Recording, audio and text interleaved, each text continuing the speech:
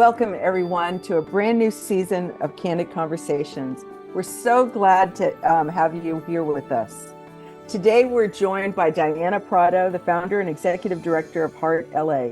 That's the Housing, Equity, and Advocacy Resource Team based in Southern California. Dianne's story is full of heart, as you'll soon hear. What she's accomplished has been nothing less than extraordinary in her mission to keep families at home with their pets. Let's take a look. Hello, my name is Dianne Prado. I founded Housing Equity and Advocacy Resource Team, HEART LA, about 5 years ago. I'm the board president, and I've been a housing attorney for about 15 years. I was born and raised in Orange County, California, which is, if anybody has heard of the OC, it is very white. It is very conservative. And my parents actually are Colombian. They're from Cali, Colombia. I have a sister that's 8 years older than me. She really helped shape and form who I was growing up and really took a brunt of what I now realized was a lot of discrimination. I always thought that perhaps kids weren't nice to me or kids didn't like me just for kids being kids. And when I look back now, I realized I was like, oh, well, no, there was just a lot of racism growing up in Orange County, California. Growing up, my parents, to make them proud, I just felt like I either had to become an attorney or a doctor. Two very different things, but those were the things to make my immigrant parents proud. I was super obsessed with ER and I was obsessed with George Clooney. So I thought I'm going to be a pediatric surgeon. I graduated high school and I went to the University of California, Irvine as a biology major in the School of Biology and had to take organic chemistry or the science classes. And very early on, I was like, oh my, I don't like science and I don't like chemistry and I don't really like blood. So changed my major and I was taking an intro to law class and an intro to social sciences class. And that paved my way to just choosing that I was going to go to law school. Graduated college in 3 years and went to go work for a firm and didn't have the greatest experience there. It was just like a male dominated firm and I didn't like it. So I was like, maybe law school isn't for me. But then I decided ultimately that I was going to go to law school. And so I went to a small school, Western State University. I was fortunate to get a scholarship to go there. I had an internship with Community Legal Aid Norwalk, which was a public interest firm that provided services to indigent folks. And I worked at the domestic violence clinic at the Norwalk courthouse. And I had two different supervisors. And one supervisor was very, very strict on rules. So if there was ever a person that was undocumented that needed our assistance, they would send them away. And then I had another supervisor who knew that at the core of me, of my heart, I wanted to help particularly Spanish-speaking folks. So whenever there would be an undocumented person that spoke Spanish and this supervisor was around, she would always ask me if I wanted to take a break. Oh, Diana, did you want to go to the restroom or did you want to take your 15-minute break now? And I'd be like, oh, yes, I do. And then I'd go around the corner and then I'd help this person fill out their paperwork. And it was enlightening for two different reasons for me. One, because I saw my impact and I saw how important it was to reach clients that otherwise would have never been able to access anybody in the legal field, and also speak to someone that looked like them, that sounded like them, and that understood them. They didn't have the barrier of language to be able to explain or express what their issue was. They saw me and they knew that I felt them, I heard them, and that I could be able to assist them. And for one of my final papers, I did a paper on women in the law and what has the legal field advanced for women. And so I interviewed one of the main partners at a mid-sized firm and asked her, how is it being a woman in the legal field?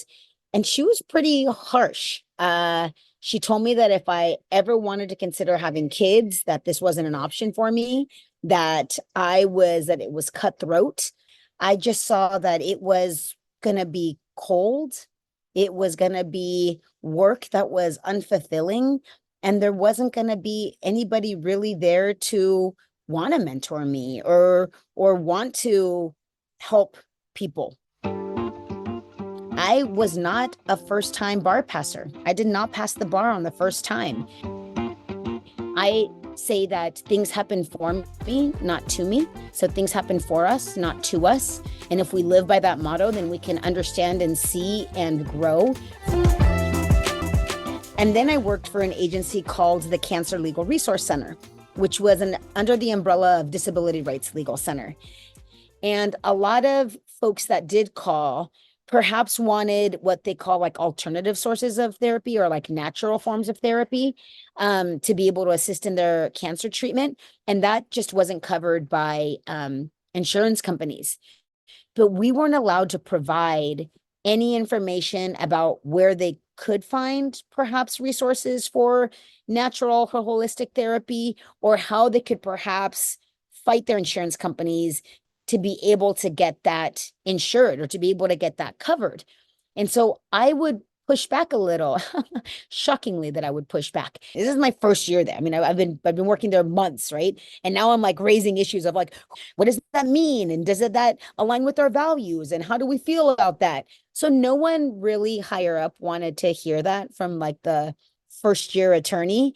I get called into HR and I get told by HR that I'm not a good fit, that they, while I may be great, I'm not a good fit, and they're going to be letting me go. I'm like, I will say, greatest thing that ever happened to me, because I was let go of that job, I got introduced to a woman named Elena Pop, who I call the queen of eviction defense.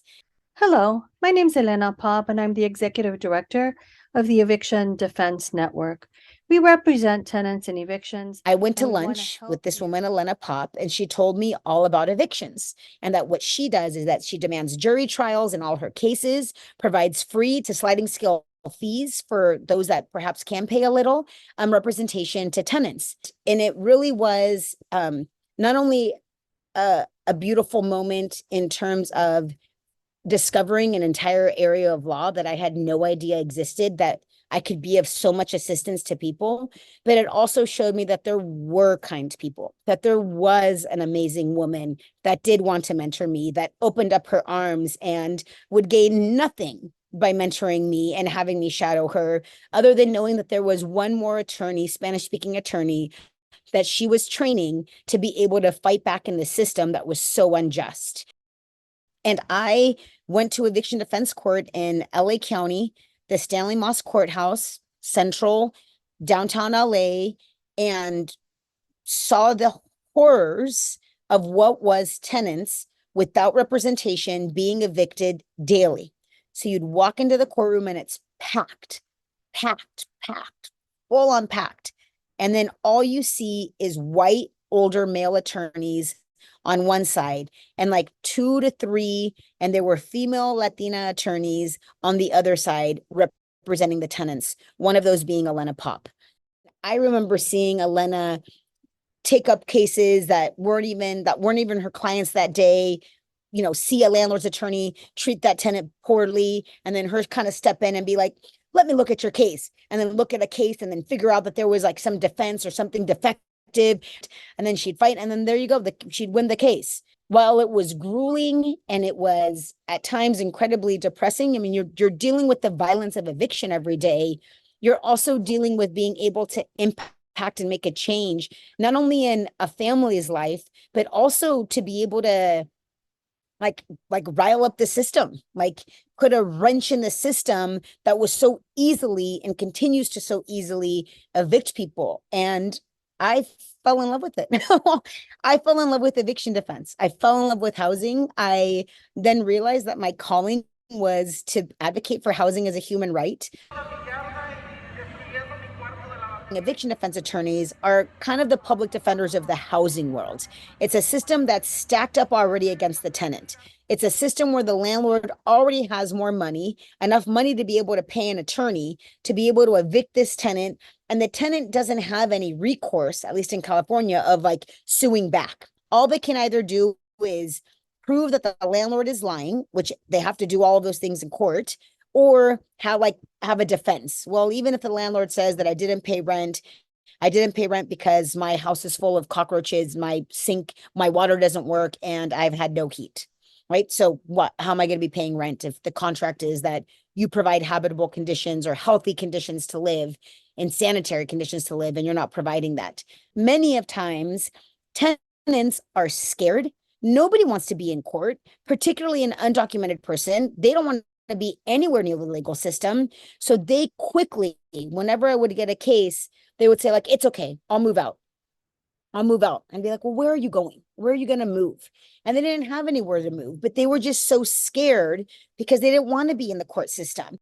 And then I'd have to remind them, you wouldn't be here if the landlord hadn't already brought the problem literally to your house. So you're not forming a bigger problem.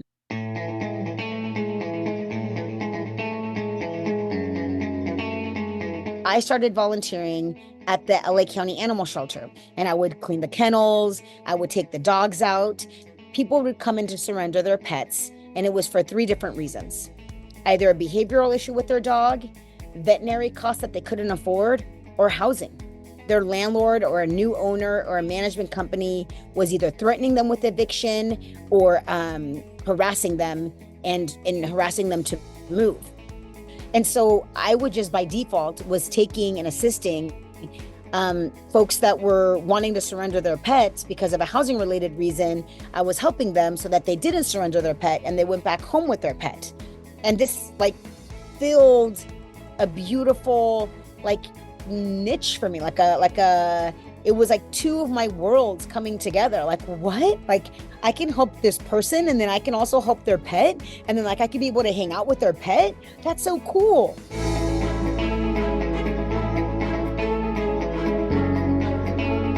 In the midst of all that as well, I had started working closely, or I got to know Lori Weiss from Downtown Dog Rescue.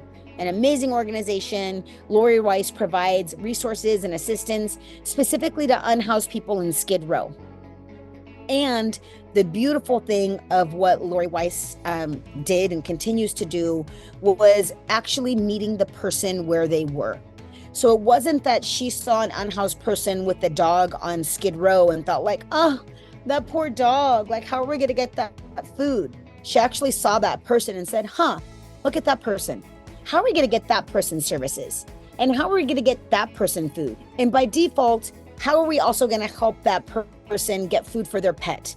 And how are we going to get that person resources and veterinary care for their pet? But how can we also tie that person to their own services? How can we help both the person and the pet?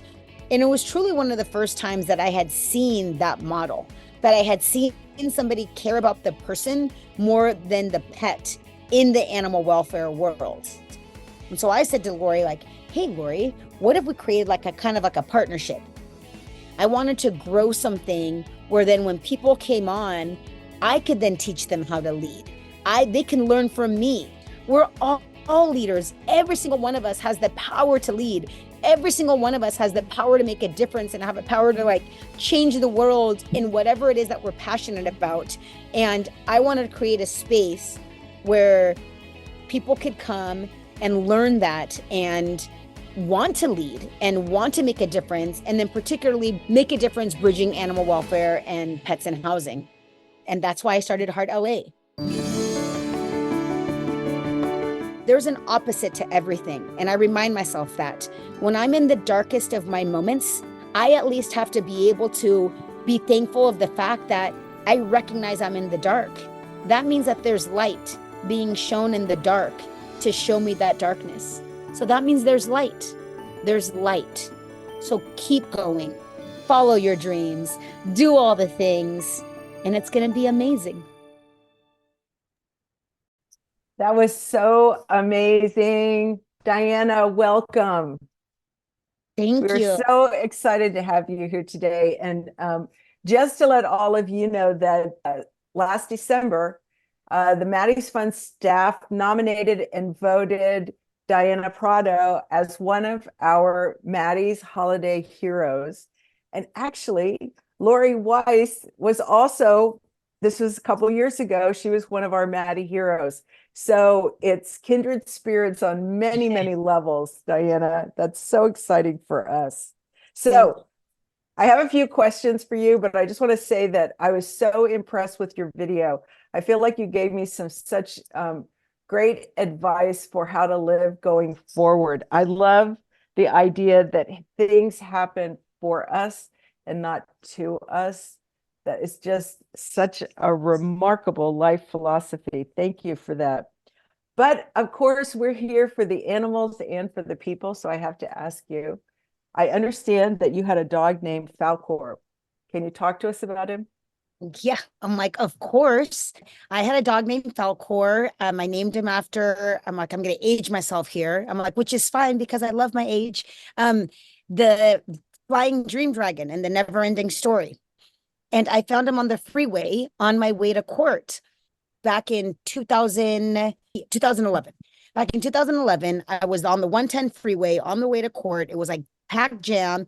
And then here was this like 60-pound pit. He was white with a heart patch on his eye, actually, a gray heart patch on his eye.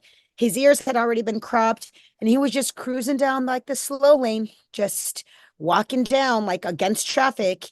And so at that time, I was volunteering for the shelter. And I think when it's kind of like when you buy a white car and then all you see is white cars. It's like I was working in a shelter. So, of course, all I was seeing was stray animals everywhere.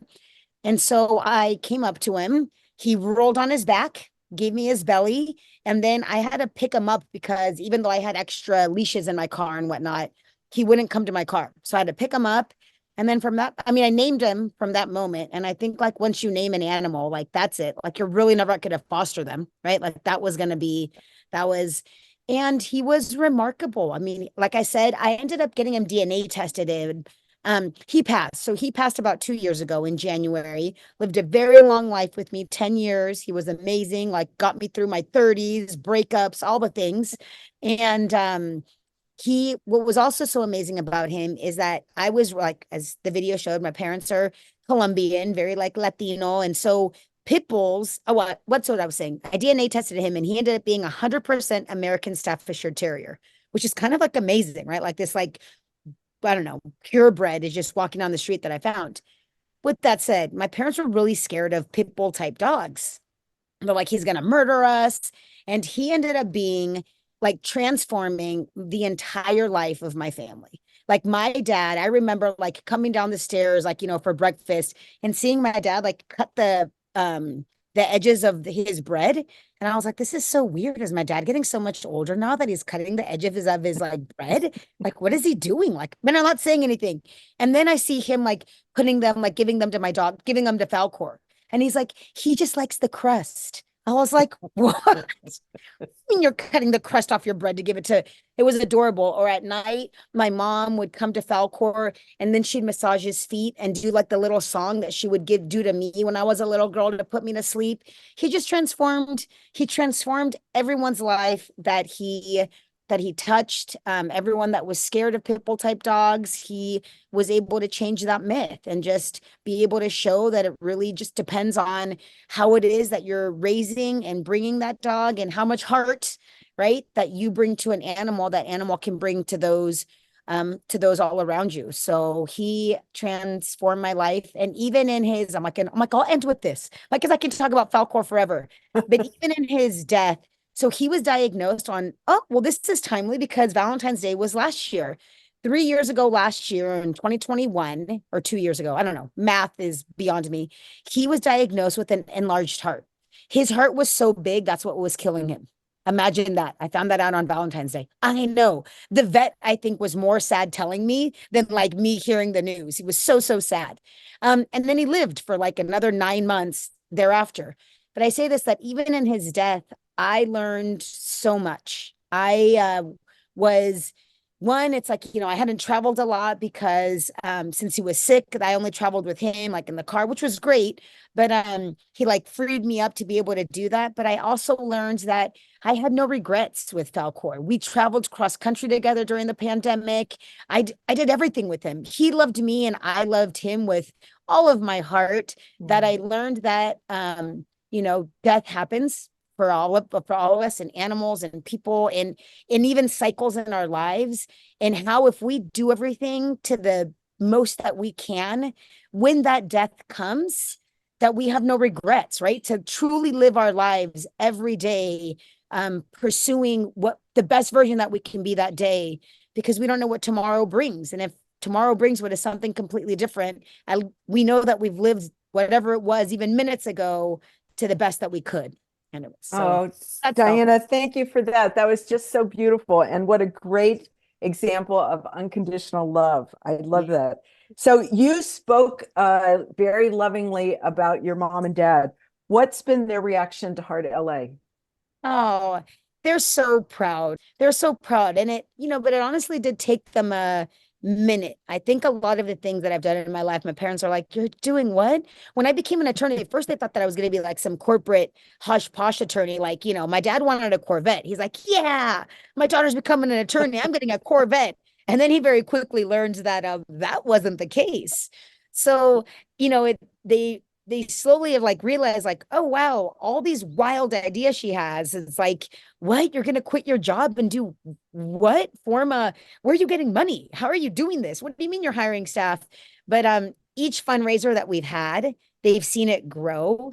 Each fundraiser, the last fundraiser they made, I'm like, actually, Allison is here. Hey, Allison, another fellow Colombian that we honored. And that was so, like, even that moment for them was like, oh my gosh, look at all these amazing women you have in your life. Look at all these like role models that you have that you're now bringing in to form all of this. And so they're really, I'm so proud. They're proud of their daughter. They are, and they are proud that I pursue what it is that I believe in, despite the odds, let's say, right? Despite that people are like, wait, that's impossible. You can't do that. Who's going to fund you? How are you going to blah? Right. And they get scared because, of course, they want their daughter to. And as, immigrant parents, like, oh my gosh, well, we need you to have money. Aren't you? We need you to have X, Y, and Z. And so when I'm like, blah, I don't even want like what X, Y, and Z? No, I'm like an exclamation point, but like I'm not even like in the alphabet. Right. But they like that they're proud, they're inspired by me, and that makes me very happy. Obviously. Thank you for that. I think you're kind of an adorable exclamation point. So you talked about working with Lori Weiss and the program that you created together that helped Los Angeles Animal Services. So what you want to talk a little bit about that program and what they were able to accomplish with with the help of you and Lori? Yeah. Well, one of the great things that we were able to accomplish is that for a long moment in time, LA Animal Services was ticketing, I don't know if ticketing, but giving fines to folks that were unhoused for not having licenses for their dogs, but they couldn't get licenses because they didn't have an address. So since if you didn't have an address, you couldn't get a license. So it was counterproductive. So one of the things that came out of it is that they changed those policies. They're like, oh, well, why don't we not require an address? And we're like, well, that's really cool. Because of that program, LA Animal Services was bringing spay neuter services in conjunction with that program. So Lori, so they would also have staff that would come on. So they realized, because they were there helping us, they realized that there was that disconnect. And so that was a huge policy fix from LA Animal Services, in recognizing that unhoused folks didn't, in order to be able to help them get licenses and help them get access to resources. And I really think that it also just helped change the mentality of a lot of staff, and even, some volunteers from LA Animal Services, of how they viewed unhoused people with pets, and how they realized the importance of someone that was unhoused, that really what was their home was literally their pet. So to be taking away someone's pet because they were unhoused, or to be judging somebody because of their lack of roof over their head status wasn't right. And so that changed a lot. It changed the mentality of a lot of LA Animal Services staff. Oh, that's beautiful. So you've said that you take eviction defense cases personally, and we all get passionate about our values, and you certainly have been passionate about our time together here. And you've said anger can be a fuel and a fire. Can you elaborate on this? And any advice for our viewers about how to channel their feelings into positive action? Yeah. I think a lot of the times people get scared or not scared or view anger as a negative emotion. And I think it's just something that's natural, right? Like you want to get fired up and angry about something. I think it also then limits you if you stay in that anger. So if you stay in that, like, oh, I want to continue to fight this, then sometimes like there's not always a fight that's needed. In the midst of that, it needs to be able to then be transformed, right? Like truly like a phoenix, the ashes, the rises from the ashes. And so at one moment that needs to all just burn down so that you can rise into something different. And so I think that with that, we have to be able to understand that, to transform our anger into something that's going to be different. That's something that's going to grow from it. Because if we stay in it, then it's just going to eat us from inside, right? Oh, that's beautiful. So Danielle has a question. She thanks you so much for the presentation today. She wants to know if there are any resources you can share around affordable housing advocacy. Her organization works with domestic violence shelters across the country. A major barrier they face is finding affordable housing for people with their pet. And so in some rural areas, advocates are reporting that landlords are just refusing to honor the fair housing laws around assistance animals. So how would you advise them to move forward? Yeah. I know it sounds, it sounds cheesy, but really it's like and I'm always so terrible. I always joke around and say like English is my second language. So whenever there's like the sayings, the squeaky wheel, what's the saying about the squeaky wheel? Like you continue to squeak or something, right? What's the saying? I don't know. There's some saying about the squeaky wheel makes the noise or changes the things. What I'm trying to say is that finding your local representatives, city council, county council, and calling them and writing them and letting them know that this is an issue that is being faced. A lot of states, and I've even received recent calls, are changing or creating bills to address either to take away pet rent, to limit pet deposits, to ensure that there is pet inclusive housing, like true pet inclusive housing. And we're in a moment in time. I'll remind everyone about like 10, 15 years ago, homelessness wasn't sexy. I say like funding any type of like housing services or to address homelessness. It just wasn't something that was like people cared about.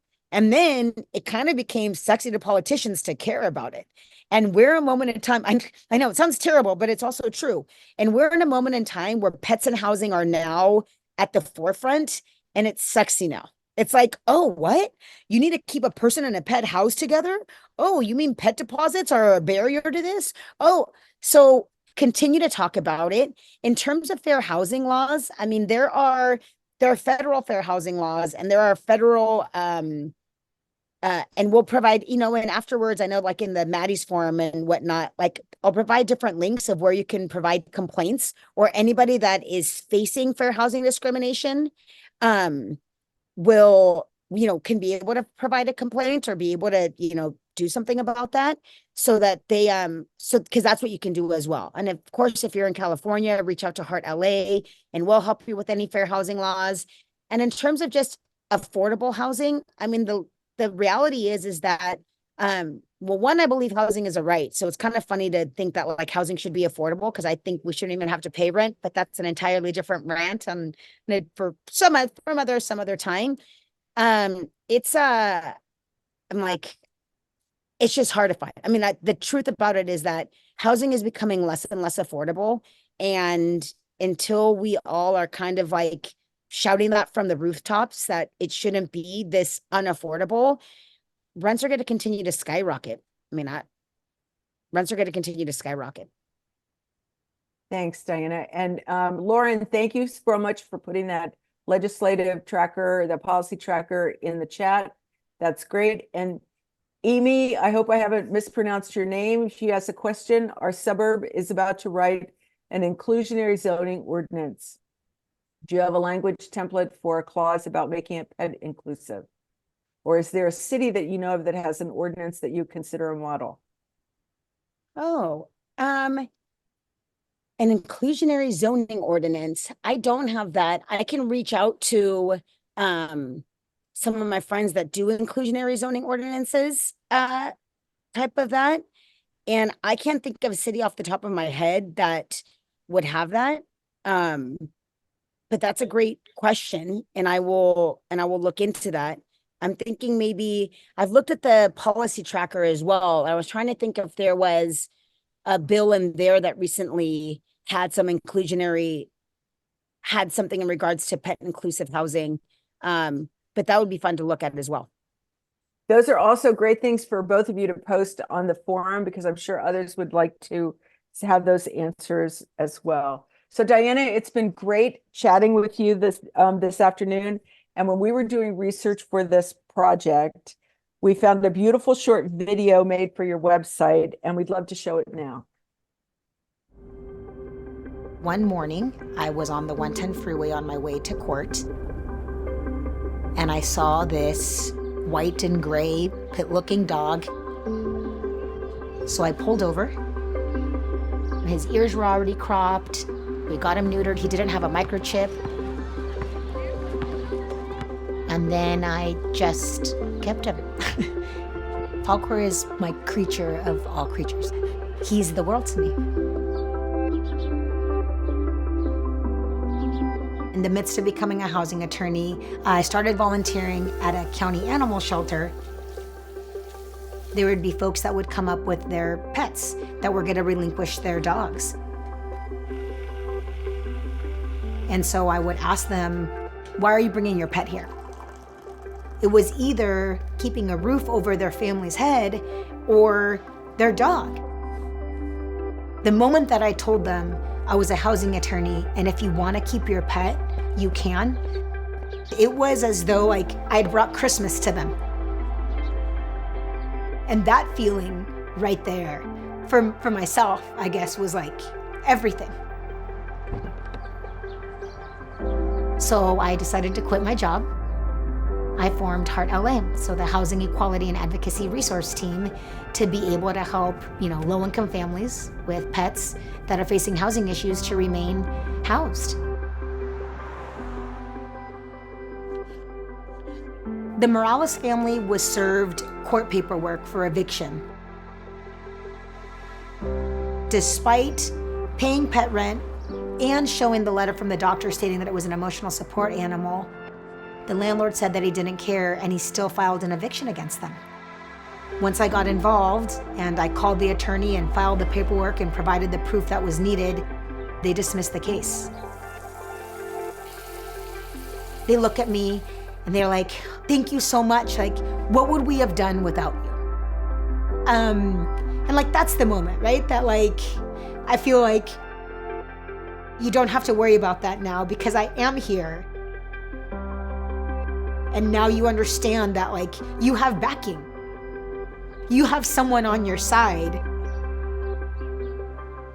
That's what keeps me going, right? Is the fact that I know that for that family, on that day, on this Tuesday, I made a difference.